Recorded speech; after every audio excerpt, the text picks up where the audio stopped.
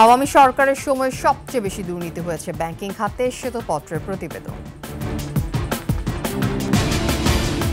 দেশে কোনো অস্থিতিশীল পরিস্থিতি তৈরি হয়নি, পার্শ্ববর্তী দেশ মিথ্যে গুজব ছড়াচ্ছে বললেন স্বরাষ্ট্র উপদেষ্টা। টেকনাফে বাবাকে না পেয়ে ছেলেকে অস্ত্র মামলায় গ্রেফতার করে পুলিশ, প্রতিবাদে স্থানীয়দের মানববন্ধন।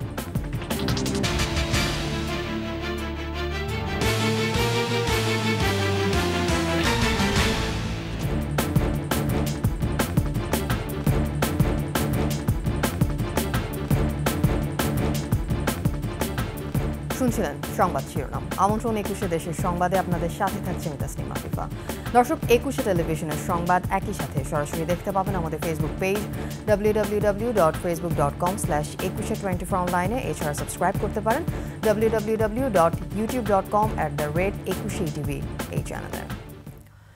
দক্ষিণ এশীয় আঞ্চলিক সহযোগিতা সংস্থা সার্ককে পুনরুজ্জীবিত করতে আরও কাজ করার আহ্বান জানালেন প্রধান উপদেষ্টা ডক্টর মোহাম্মদ ইউনূস। সোমবার সংস্থাটির সেক্রেটারি জেনারেল গোলাম সারওয়ার প্রধান উপদেষ্টার তেজগাঁও কার্যালয়ে সৌজন্য সাক্ষাৎ করতে গেলে এই আহ্বান জানান তিনি।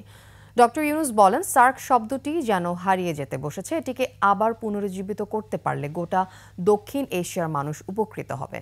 সার্কে এই অঞ্চলের প্রতিটি মানুষের স্বার্থ রয়েছে। এ সময় সার্ককে সমর্থন দেওয়া প্রধান উপদেষ্টাকে ধন্যবাদ জানান সংস্থাটির সেক্রেটারি জেনারেল। তিনি বলেন, প্রধান উপদেষ্টার আহ্বান তাদের উজ্জীবিত করেছে।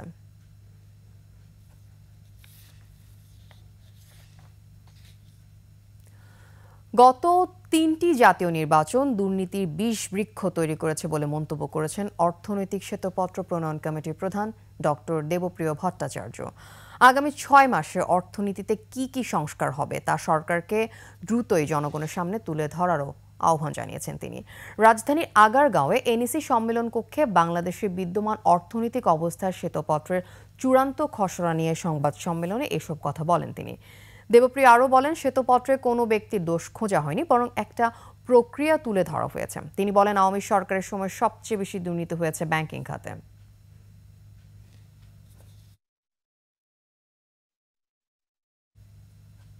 24 শেষ যে 3টি নির্বাচন হয়েছে, এই 3টি নির্বাচন এইটা বিষবৃক্ষ সৃষ্টি করেছে এই চোরতন্ত্রের, এবং এর ভিতর দিয়ে আমার দেশের ভিতরে যে মৌলিক গণতান্ত্রিক অধিকারগুলো ছিল, যে জবাবদিহিতার জায়গা ছিল, সেই জায়গাগুলো নিশ্চিহ্ন হয়ে গেছে, এবং সেটার ভিতর দিয়ে স্থানীয় সরকারকে দুর্বল করা হয়েছে এবং সামাজিক শক্তিকে দুর্বল করা হয়েছে।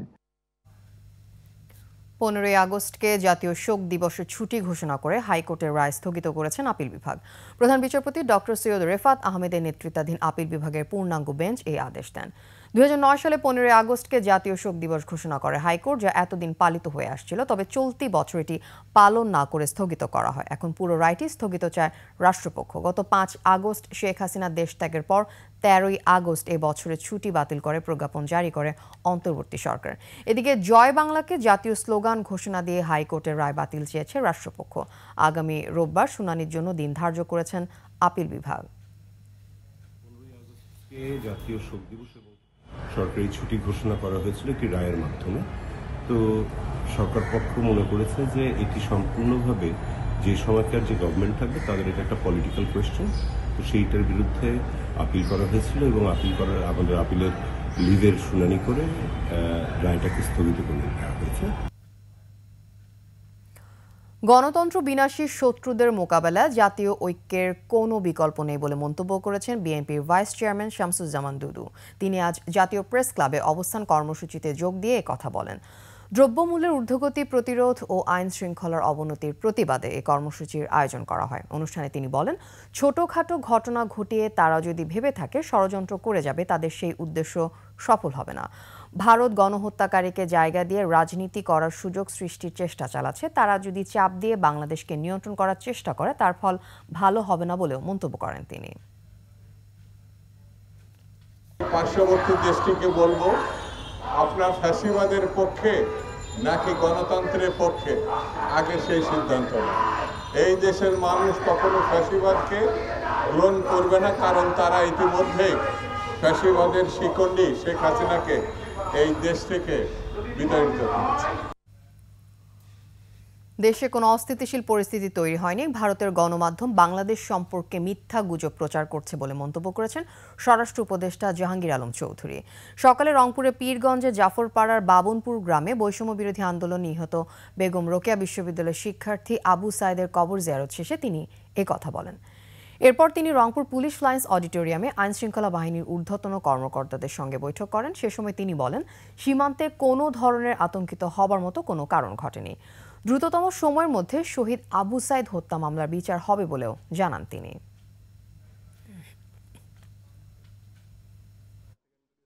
আমাদের দেশের সাংবাদিকরা কিন্তু সত্যি ঘটনাই বলে এবং আপনারা সত্যি ঘটনা প্রকাশ করেন এবং ওদের যারা আপনি এই যে মিথ্যা ঘটনা রটাচ্ছে তার মুখে সে সময় চুলকালি পড়বে। 15.5 বছর দেশের মানুষ শান্তিতে ঘুমাতে পারেনি বলে মন্তব্য করেছেন জামায়াত আমির ডাক্তার শফিকুর রহমান।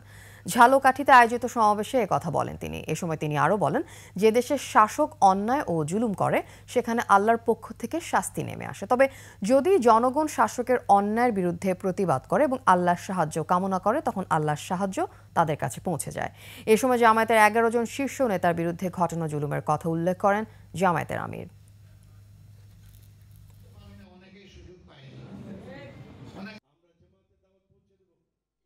15.5 বছর এদেশের মানুষ শান্তিতে তারা ঘুমাতে পারেনি। যে দেশের শাসকেরা অন্যায় এবং জুলুম এই দেশটাকে ভরে দেয় আর সেই দেশের মানুষ চুপ করে সহ্য করে, আল্লাহ তাআলার পক্ষ থেকে ওই সমাজের জন্য শাস্তি আসে। তবে যদি শাসকদের অন্যায় অপকর্মের বিরুদ্ধে জনগণ প্রতিবাদ জানায় এবং আল্লাহর সাহায্য চায় তখন আল্লাহর সাহায্য জমিনে নেমে আসে। আমাদের দেশটা এমনই ছিল। কক্সবাজারের টেকনাফে এক জনপ্রতিনিধির বাড়িতে অস্ত্র উদ্ধারে গিয়ে তাকে না পেয়ে 7ম শ্রেণী পড়ুয়া ছেলেকে অস্ত্র মামলায় গ্রেফতার করে কারাগারে পাঠানোয় এলাকা জুড়ে চাঞ্চল্যের সৃষ্টি হয়েছে। ঘটনার প্রতিবাদে মানববন্ধন করেছে এলাকাবাসী। তবে পুলিশ বলছে অস্ত্রটি শিক্ষার্থীর কাছে পাওয়া গেছে। কক্সবাজার প্রতিনিধি আব্দুল আজিজের তথ্যচিত্রে ডেস্ক রিপোর্ট।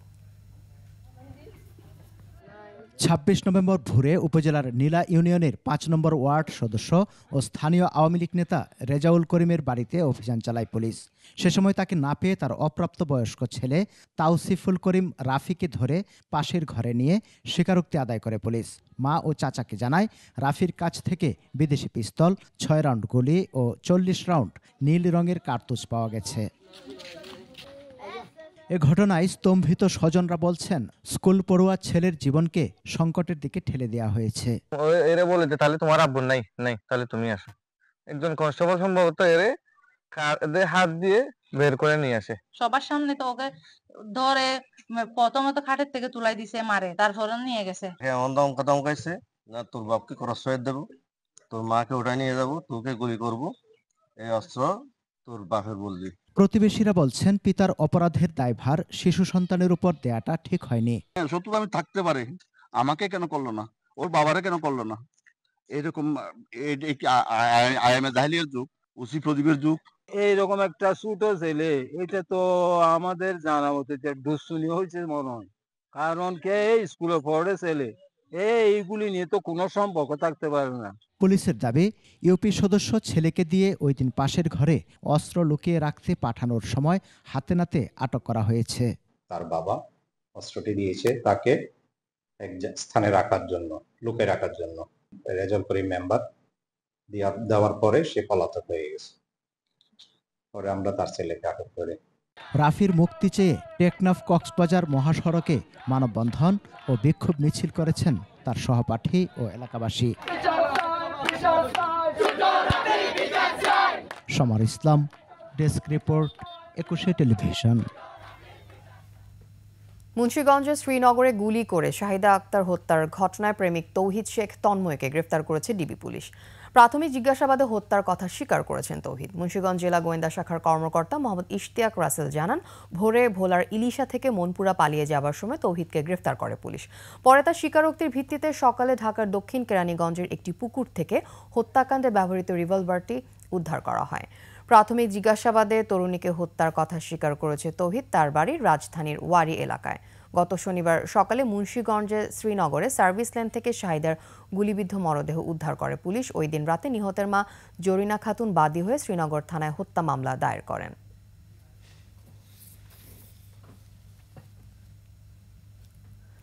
দীর্ঘদিন ধরে চলে আসা পাহাড়ের সমস্যার রাজনৈতিক ও শান্তিপূর্ণ উপায়ে সমাধানে 1997 সালের আজকের এই দিনে সই হয় পার্বত্য চট্টগ্রাম চুক্তি। তবে ভূমি সমস্যা সমাধান সহ চুক্তির মৌলিক বিষয়গুলো বাস্তবায়িত না হওয়ায় আজও পাহাড়ে অস্থিতিশীলতা বিরাজ করছে। চুক্তি সইয়ের 27 বছরেও ফেরেনি কাঙ্ক্ষিত শান্তি।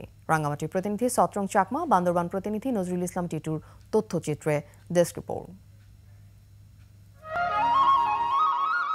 পার্বত্য চট্টগ্রামে দীর্ঘ 2 যুগেরও বেশি সময় ধরে চলা সশস্ত্র সংঘাত অবসানে তৎকালীন আওয়ামী লীগ সরকার ও পার্বত্য চট্টগ্রাম জনসংহতি সমিতির মধ্যে ঐতিহাসিক পার্বত্য চুক্তি সই হয়। চুক্তিমতো 1998 সালে জনসংহতি সমিতির শান্তি বাহিনীর প্রায় 2000 সদস্য সরকারের কাছে অস্ত্র জমা দিয়ে স্বাভাবিক জীবনে ফিরে আসে। চুক্তি সইয়ের পর 5টি রাজনৈতিক এবং 2টি তত্ত্বাবধায়ক সরকার রাষ্ট্র ক্ষমতায় আসলেও চুক্তি বাস্তবায়নে কোনো সরকারই রাজনৈতিক সদিচ্ছা নিয়ে এগিয়ে আসেনি। সড়ক যোগাযোগ ও অবকাঠামো উন্নয়ন হলেও ফেরেনি শাসনতান্ত্রিক অংশীদারিত্ব ও শান্তি। এখনও চুক্তির অন্যতম ভূমি বিরোধ আইন পার্বত্য চট্টগ্রাম আঞ্চলিক পরিষদ ও 3 পার্বত্য জেলা পরিষদের কাছে সাধারণ প্রশাসন, আইন শৃঙ্খলা, পুলিশ, ভূমি ও ভূমি ব্যবস্থাপনা, বন ও পরিবেশ, যোগাযোগ ব্যবস্থার উন্নয়ন ন্যস্ত করা হয়নি। এসব মৌলিক বিষয়গুলো বাস্তবায়িত না হওয়ায় পাহাড়ি বাঙালি উভয় জনগোষ্ঠীর মাঝে বিরাজ করছে অসন্তোষ, অনাস্থা। মাঝে মধ্যে দেখা দিচ্ছে সংঘাত ও অস্থিতিশীল পরিস্থিতি।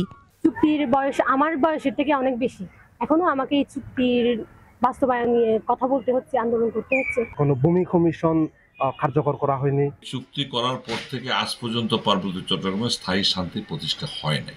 আওয়ামী লীগ সরকার করবে করে অনেকটা কালক্ষেপণ করে, শেষ পর্যন্ত তারা তাদের সরকারও শেষ হয়ে গেল। পার্বত্য চট্টগ্রাম নাগরিক পরিষদ বলছে, বড় বৈষম্য রেখে পার্বত্য চুক্তি হয়েছে। সঠিক বাস্তবায়ন হলে বাংলা ভাষাভাষীদের পার্বত্য চট্টগ্রাম ছেড়ে চলে যেতে হবে। এই চুক্তি যদি সঠিকভাবে বাস্তবায়ন করা হয়, পার্বত্য চট্টগ্রাম থেকে বাংলা ভাষাভাষী মানুষ যারা তাদের ভিটেমাটি ছেড়ে চলে যেতে হবে। অন্তর্বর্তী সরকার যদি পার্বত্যবাসীর প্রতি দৃষ্টি দেন, তাহলে আমি আশাবাদী পার্বত্য চট্টগ্রামের যে সংঘাত, যে সমস্যাগুলো সমাধান হবে বলে আমি মনে করি। এছাড়া বর্তমান অন্তর্বর্তী সরকার চুক্তি বাস্তবায়ন বিষয়ে আমলে নেবে কিনা তা নিয়ে সংশয় রয়েছে অনেকের। আমরা মনে করেছিলাম যে অন্তর্বর্তী সরকার এসে এই বিষয়টিকে দেখবেন, চুক্তি বাস্তবায়নের বিষয়টি, কিন্তু মনে হয় না অন্তর্বর্তীকালীন সরকার আসলে এই বিষয়টি আমলে নিয়েছে বা নিবে। চুক্তির আলোকে গঠিত হবে, সেটা করতে গেলে নিশ্চয়ই যে কথাটা আছে ভোটার তালিকা লাগবে। সেই ভোটার তালিকার কোনো প্রাথমিক যে পর্যায়ে যে কাজগুলো হওয়া দরকার, আমরা তো সেটা কিছু দেখতেছি। আশা করছি যে বর্তমান সরকার নতুন দিনের নতুন দিগন্তে নতুন ধ্যান ধারণায় পার্বত্য চট্টগ্রামের সমস্যাকে সমাধান কল্পে অ্যাড্রেস করবে। পাহাড়ে শান্তি ও স্থিতিশীলতা বজায় রাখতে চুক্তির অবাস্তবায়িত মৌলিক বিষয়গুলো অতি দ্রুত অন্তর্বর্তী সরকার বাস্তবায়ন করতে এগিয়ে আসবে, এমনটাই প্রত্যাশা সবার। Masum আলিসা, desk report, 21 television. ভারতীয় সংবাদ মাধ্যম ও রাজনীতিবিদদের বাংলাদেশ বিরোধী অপপ্রচার বন্ধের দাবি জানিয়েছে হেফাজতে ইসলাম বাংলাদেশের চট্টগ্রাম শাখা। দুপুরে আয়োজিত সমাবেশে বক্তারা বলেন, ফ্যাসিবাদী আওয়ামী লীগ সরকারের পতনের পর ভারতের কিছু চ্যানেল এবং মিডিয়া প্ল্যাটফর্ম বাংলাদেশকে কেন্দ্র করে মিথ্যা ও বিভ্রান্তিকর তথ্য পরিবেশন করছেন। বাংলাদেশের সংখ্যালঘু সম্প্রদায়ের উপর নির্যাতনের মন গড়া প্রোপাগান্ডা ছড়াচ্ছে তারা। বাংলাদেশে সকল সম্প্রদায়, ধর্ম, বর্ণ নির্বিশেষে নিরাপদ ও শান্তিপূর্ণভাবে অবস্থান করছে দাবি করে অবিলম্বে বাংলাদেশ বিরোধী অপপ্রচার বন্ধের দাবি জানান। আলোচনা শেষে দেশ বিরোধী প্রচারণা বন্ধের দাবি জানিয়ে জেলা প্রশাসককে স্মারকলিপি দেন হেফাজত নেতাকর্মীরা।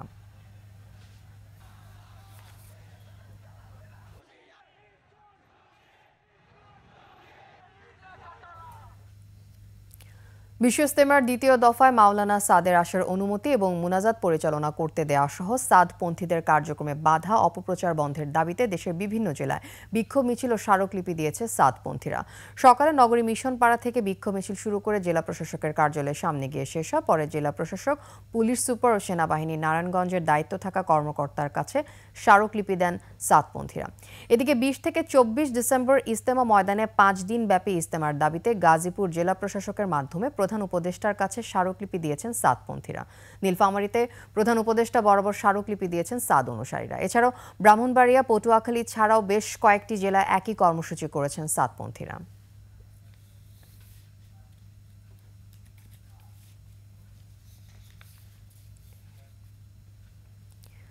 পৃথক সড়ক দুর্ঘটনায় নওগাঁ ও নীলফামারীতে মারা গেছেন 3 জন। সকালে নওগাঁর রানীনগর চকের ব্রিজ এলাকায় ট্রেনে কাটা পড়ে বাবা ও মেয়ে নিহত হন। রানীনগর থানা কর্মকর্তা মুসলিম উদ্দিন বসুনিয়া জানান, নিহত বাক প্রতিবন্ধী কোরবান আলী সকালে 10 বছর বয়সের মেয়ে কোহিলিকে নিয়ে রানীনগর বাজারে যাওয়ার কথা বলে বাড়ি থেকে বেরিয়ে যান।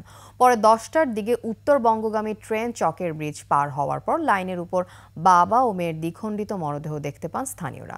এদিকে সকালে নীলফামারীতে জিপ গাড়ি ধাক্কায় নাজমুল ইসলাম নামে এক মোটরসাইকেল চালক মারা গেছেন।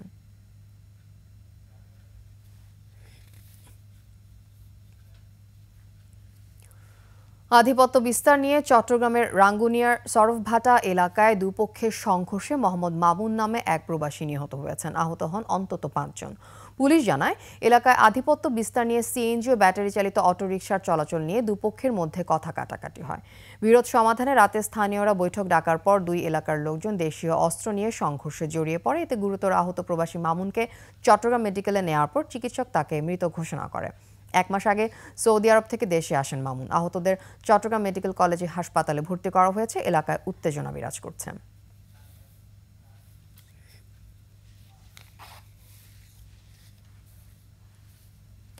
3 বছরে হল সংস্কার, আসবাবপত্র সরবরাহ ও মসজিদ সহ বিভিন্ন অবকাঠামো নির্মাণে 4 কোটি টাকা লোপাটের অভিযোগ উঠেছে রংপুরের বেগম রোকেয়া বিশ্ববিদ্যালয় প্রকৌশল বিভাগের বিরুদ্ধে। কাগজে কলমে বিভিন্ন কাজের কথা থাকলেও মূলত হয়েছে অর্থ আত্মসাৎ। ফলে চরম দুর্ভোগে সাধারণ শিক্ষার্থীরা। লিয়াকত আলী বাদলের পাঠানো তথ্যচিত্রে ডেস্ক রিপোর্ট।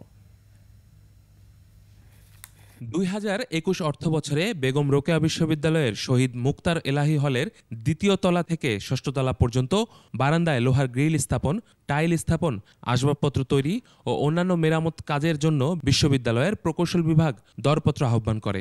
ব্যয় ধরা হয় 47,25,018 টাকা। কিন্তু শুধু দোতলার বারান্দায় গ্রিল লাগানো হয়। অন্যদিকে আসবাবপত্র সরবরাহ না করে পুরাতনগুলোকেই নতুন দেখিয়ে এবং টাইল না লাগিয়েই পুরো টাকার বিল প্রদান করে প্রকৌশল বিভাগ। একইভাবে বঙ্গবন্ধু শেখ মুজিবুর রহমান হলের জন্য 47,21,980 টাকা, বঙ্গমাতা ফজিলাতুন্নেসা মুজিব হলের জন্য 53,12,834 টাকার কাজে 9-6 করেছে কর্তৃপক্ষ। কেন্দ্রীয় মসজিদের সৌন্দর্য বৃদ্ধিতে খরচ দেখানো হয়েছে 95,02,374 টাকা এবং ছাদ ঢালাই করে 80 লাখ টাকা ব্যয় দেখানো হয়েছে। শেখ মুজিবের মুরাল নির্মাণে 3 দফায় 20 লাখ, 2টি টিন শেড দোকান নির্মাণে 14 লাখ টাকা ব্যয় দেখানো হয় বলে অভিযোগ শিক্ষার্থী ও হল প্রভোস্ট দপ্তরের। বাংলাদেশের এক অপরিকল্পিত বিশ্ববিদ্যালয়, তার এক অনন্য স্থাপনায় বেগম রোকেয়া বিশ্ববিদ্যালয়। উন্নয়ন বাজেটের যে কাজগুলো, ওগুলো আসলে কখনোই আমরা দেখি নাই বিশ্ববিদ্যালয়ে আসার পর থেকে যে ঠিকঠাকভাবে হয়েছে।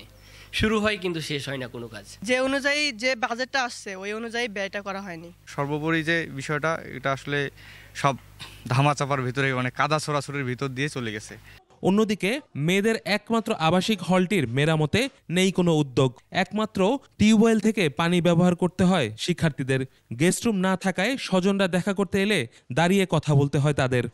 আমাদের টিউবওয়েল একটাই, গেট তো হচ্ছে 11টার পরে বন্ধ করে দেয়, 11টার আগেই সবাই নিয়ে যায়। প্রভোস্ট অফিসের কর্মকর্তাও বললেন একই কথা। তৎকালীন প্রভোস্টও সে বিষয়ে কথা বলছিলেন, কাজ বুঝে নেননি, অনেকদিন ঠিকাদার চেষ্টা করছেন, কিন্তু কাজগুলো পারফেক্টলি হয়নি। বিশ্ববিদ্যালয়ের প্রকৌশল বিভাগের নির্বাহী প্রকৌশলী অর্থ লুটপাটের বিষয়টি উড়িয়ে দিলেন। এটা হলো মানুষের মুখের কথা, যেটা লিখিত, এটা তো লিখিত ডকুমেন্টস আছে না, যে চাহিদা ছিল হলের সেটার উপরে এস্টিমেট করেই কাজ করা হয়েছে। বিষয়টি নিয়ে সবার মতামতের ভিত্তিতে ব্যবস্থার আশ্বাস দিলেন উপাচার্য। আগের প্রশাসনের সময় এগুলো কাজ অর্ডার দেওয়া হয়েছিল, টেন্ডার হয়েছিল। আমি এই কাজগুলো সরজমিনে এবং ইঞ্জিনিয়ারের সাথে কথা বলছি, তাদের সাথে কথা বলে আমি এটা দেখব। প্রকৌশল বিভাগের অনিয়ম দুর্নীতি বন্ধে শাস্তিমূলক ব্যবস্থা চান সাধারণ শিক্ষার্থীরা। Yusuf Hasan Naim, desk report, 21 television. গাজীপুরের জয়দেবপুর থানা পুলিশের দায়ের করা একটি বিস্ফোরক মামলায় বিএনপির ভারপ্রাপ্ত চেয়ারম্যান তারেক রহমান সহ 60 জনকে খালাস দিয়েছেন আদালত। দুপুরে গাজীপুর চিফ মেট্রোপলিটন ম্যাজিস্ট্রেট আদালতে বিচারক আহমেদ শাহরিয়ার তারিক এই আদেশ দেন। বাদী পক্ষে আইনজীবী ছিলেন ডক্টর শহীদুজ্জামান।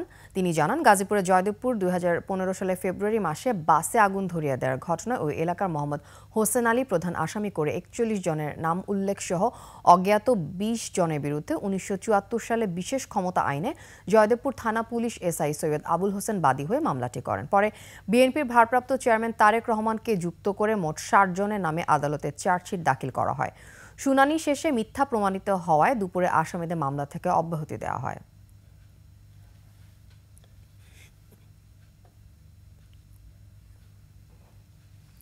ময়মনসিংহের রাষ্ট্র কাঠামো মেরামতের 31 দফা ও জনসম্পৃক্তি বিষয়ক বিএনপির বিভাগীয় প্রশিক্ষণ কর্মশালা হয়েছে। সকালে নগরীর টাউন হলে এই কর্মশালার উদ্বোধন করেন দলের স্থায়ী কমিটির সিনিয়র সদস্য নজরুল ইসলাম খান। এতে ময়মনসিংহ বিভাগের বিএনপি অঙ্গ সংগঠনের 360 প্রতিনিধি অংশ নেন। এ সময় উপস্থিত ছিলেন বিএনপির যুগ্ম মহাসচিব সৈয়দ ইমরান সালে প্রিন্স, চেয়ারপারসন উপদেষ্টা ইসমাইল জবিউল্লাহ সহ দলের নেতারা।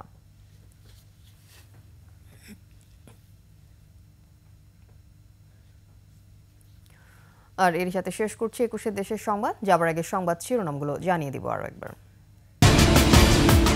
আওয়ামী সরকারের সময়ে সবচেয়ে বেশি দুর্নীতি হয়েছে ব্যাংকিং খাতে, শ্বেতপত্রের প্রতিবেদন। দেশে কোনো অস্থিতিশীল পরিস্থিতি তৈরি হয়নি, পার্শ্ববর্তী দেশ মিথ্যা গুজব ছড়াচ্ছে বললেন স্বরাষ্ট্র উপদেষ্টা। টেকনাফে বাবাকে না পেয়ে ছেলেকে অস্ত্র মামলায় গ্রেফতার করে পুলিশ, প্রতিবাদে স্থানীয়দের মানববন্ধন।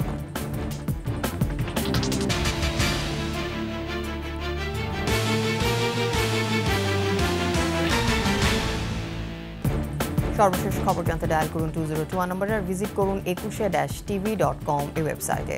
এছাড়া ফেসবুকে লগ ইন করতে পারেন www.facebook.com/2124 অনলাইনে। এছাড়া সাবস্ক্রাইব করতে পারেন www.youtube.com/21tv এই চ্যানেলে। এতক্ষণ সাথে থাকার জন্য ধন্যবাদ। আমাদের পরবর্তী সংবাদ সন্ধ্যা 7টায় দেখার আমন্ত্রণ রইল। 21-এর সাথেই থাকুন।